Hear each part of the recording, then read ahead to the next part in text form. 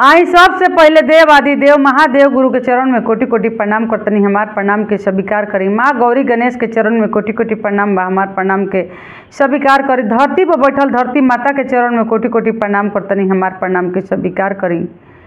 साहब हरेंद्र नीलम दीदी के चरण में कोटि कोटि प्रणाम करतनी। हमार प्रणाम के स्वीकार करी। जहाँ तक हमार आवाज़ जा रहा बा हम सब गुरु भाई बहना के चरण में कोटि कोटि प्रणाम करतनी। हमार प्रणाम के स्वीकार करी।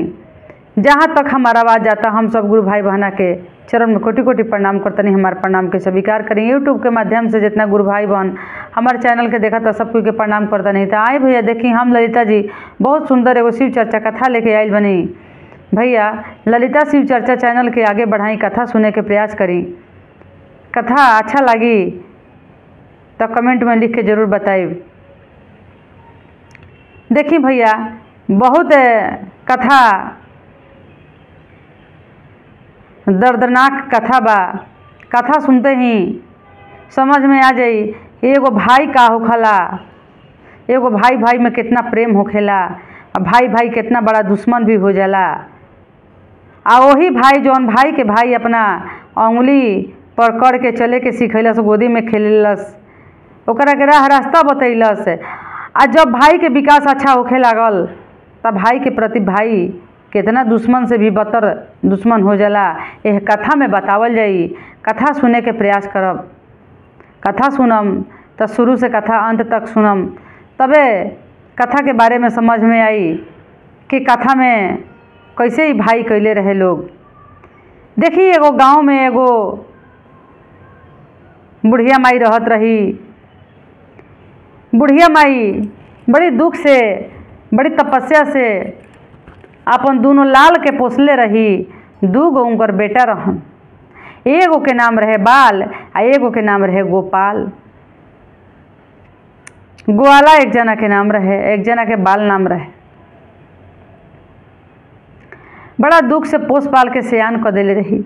सियान कैली, शादी विवाह के जोग हो गइलन लोग। शादी विवाह हो गइल बा। शादी विवाह जैसे भइल दोनों भाई बंटवारा अपने में कर लेलन। दोनों भाई बंटवारा कर लेलन। बाल और ग्वाल दोनों के बंटवारा हो गइल बा। बंटवारा हो गइल, दोनों जना के अलग अलग कारोबार होखे लागल।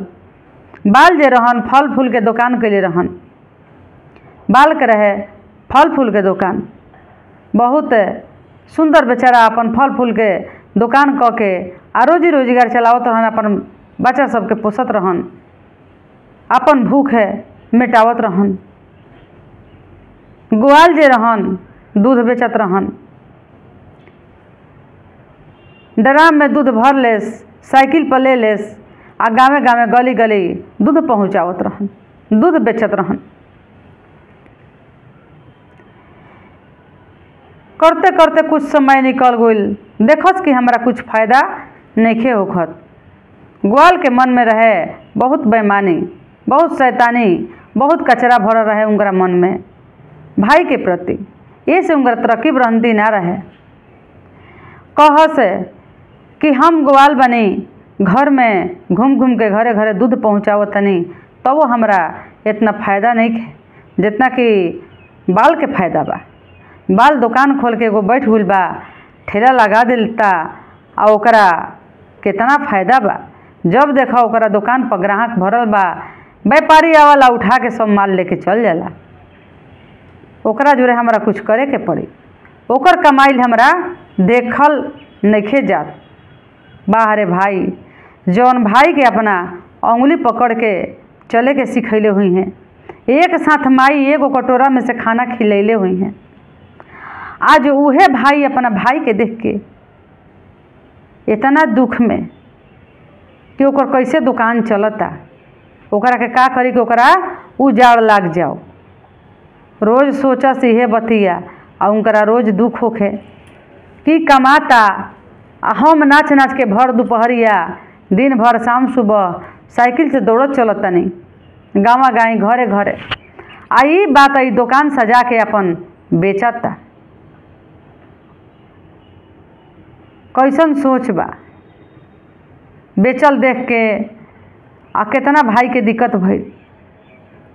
कहस कि बेचता धके एकरा दुकान पर इतना ग्राहक भरल रहता, अब एकरा हम कौन उपाय करी कि एकर दुकान उजड़ जाओ। देखी ऐसा ना होके के चाहिए। अपने भैया अपने छोटा भाई आया तना गलत सोच कैसे आ जाला अपने के प्रति। जब अपने के प्रति इतना गलत बता दूसरा के प्रति कितना। आजकल के ज़माना में अपना से बढ़ के दूसर ही रहता। देखी गुरु बहना लोग, जब ग्वाल देखस कि बाल के इतना इनकम कहाँ से आवता, कैसे एकर अच्छा से बाल बच्चा खाता जियता आ दुआर पर रह के अपना बेचता, एकरा के उजाड़ लगा दी हम। उनकरा सोच के चलते, ग्वाल के सोच के चलते उनकरा रात के नींद ना, दिन के चैन ना, खाली बाल के फेरा में रहस कि बाल के हम बिगाड़ दही। आ बाल का करस कि अपन जितना फल उठा के ले आवस बेचे खातिर, तो सबसे पहले महादेव गुरु के एगो भोग लगावे खातिर निकाल देते रहन कि बेचाई बाद में पहले महादेव गुरु के भोग लागे के चाहिए, ओकरा बाद में ही बेचे खातिर ले जाए तबे के छुई। ये बाल के सोच रहे। फल फूल ले आवस में से निकाल दे से महादेव गुरु के नाम से, आ महादेव गुरु के चरण में ले जाके धो देते रह। हे महादेव रौरा भोग लगा ली, एक बाद में हमार बेचाई। रोज यह काम करत रहन। अब ग्वाल के देख के बहुत जलन भइल कि हेतना हेतना इनकर फल फूल गिरता, ए फल फूल में हम काहे ना ऐसा आग लगा दी, इनकर बिजनेस ठप हो जाओ, बंद हो जाओ, चलबे ना करो। का कैले बन ग्वाल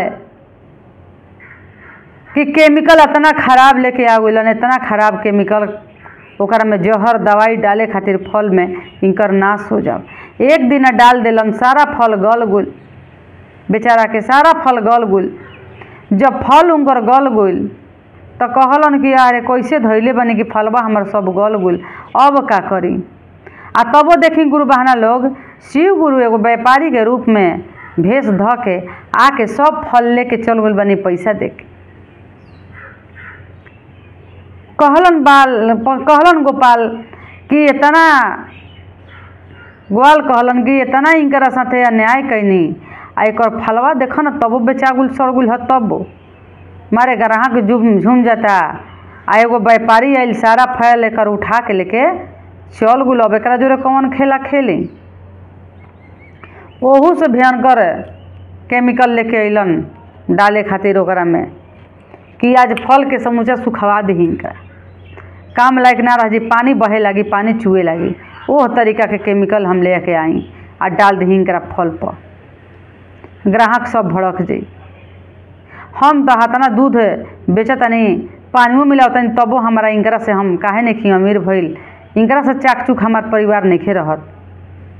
बेचारा ईमानदारी से बाल अपन करत रहन, जो भी कार्य करत रहन। दूसरा दिन का कैलन, ओहू से डेंजर दवा ले आके डाल दिलन उसमें।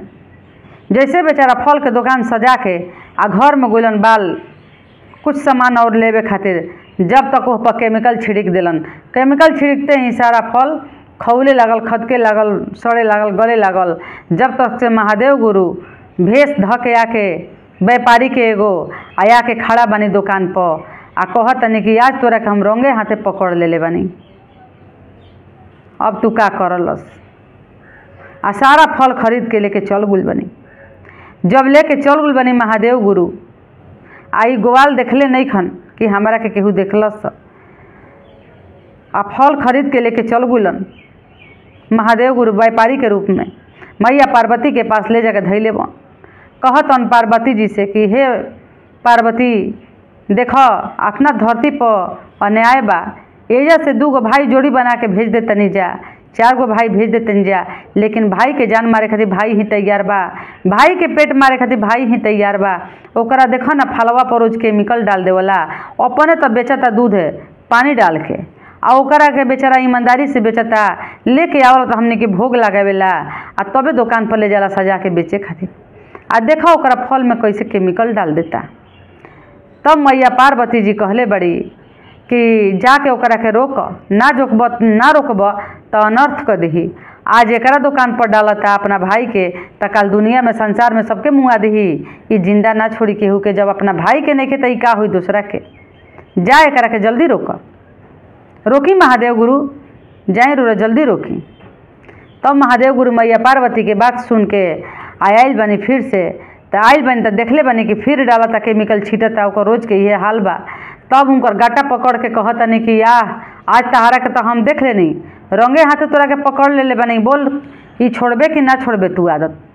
तू रोज के रोज ई तू बाल के दुकान में तू आके केमिकल छीट देते रहे आ तबो एकरा बाँचत नहीं खे। आज तू बोल छोड़बे कि ना छोड़बे? जाके बाल से कह कि तोर फल हम ही खराब करत रही तबे तोर जान छोड़ब रह। तो जान ना छोड़ब, जाता नहीं हम बाल से बतावे।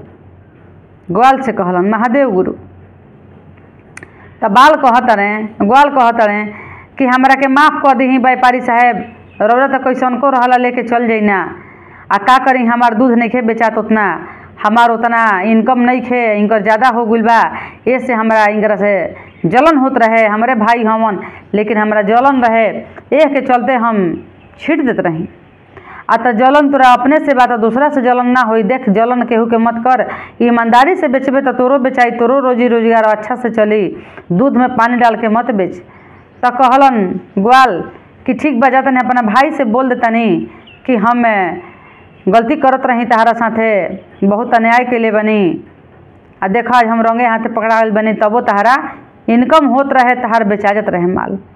देखनी है कि काल जौन व्यापारी लेगू रहन उहे व्यापारी आजो आइल बन, डेली इहे व्यापारी लेके जतन।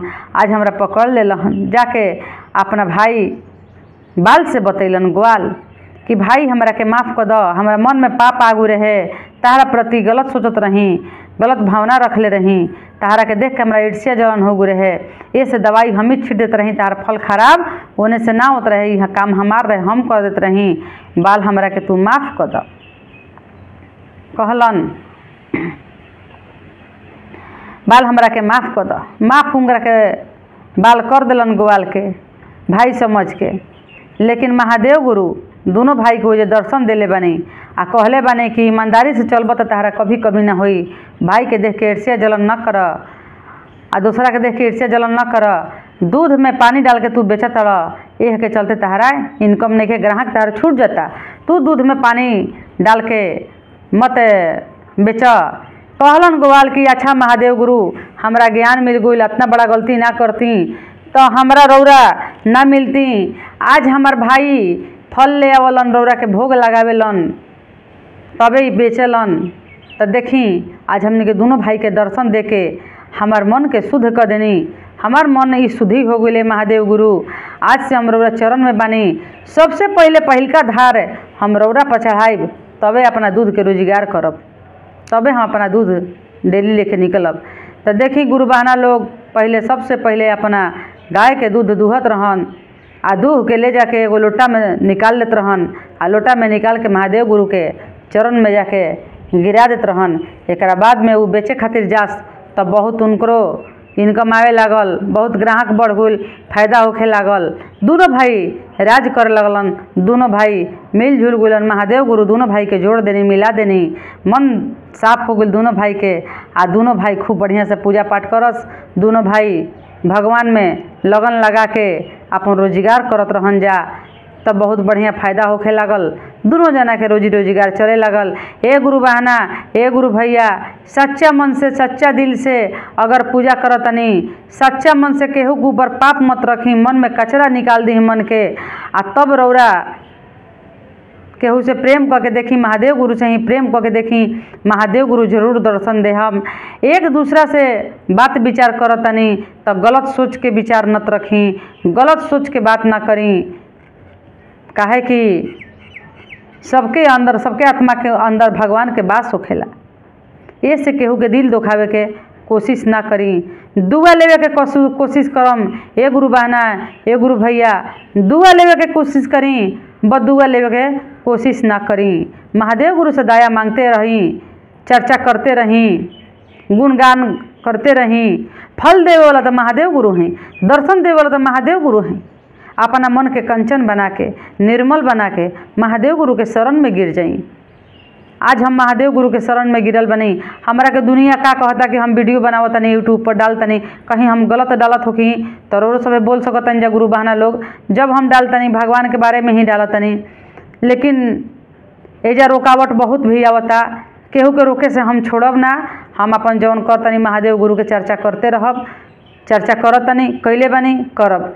कहीं जाए के हमरा समय नहीं खे, घर बैठले अपन शिव चर्चा करत तनी, महादेव गुरु के चरण में गिरल बानी।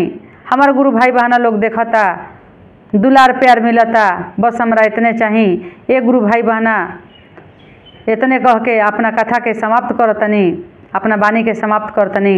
हर हर हर महादेव। ऐसे ही रौरो सभे चर्चा आ भजन करत रही। दुनिया कहे वाला का कहता कहे दही आ कहेला केहू के दोसर कोई ना रुकावट बनला, दोसर कोई ना कहेला।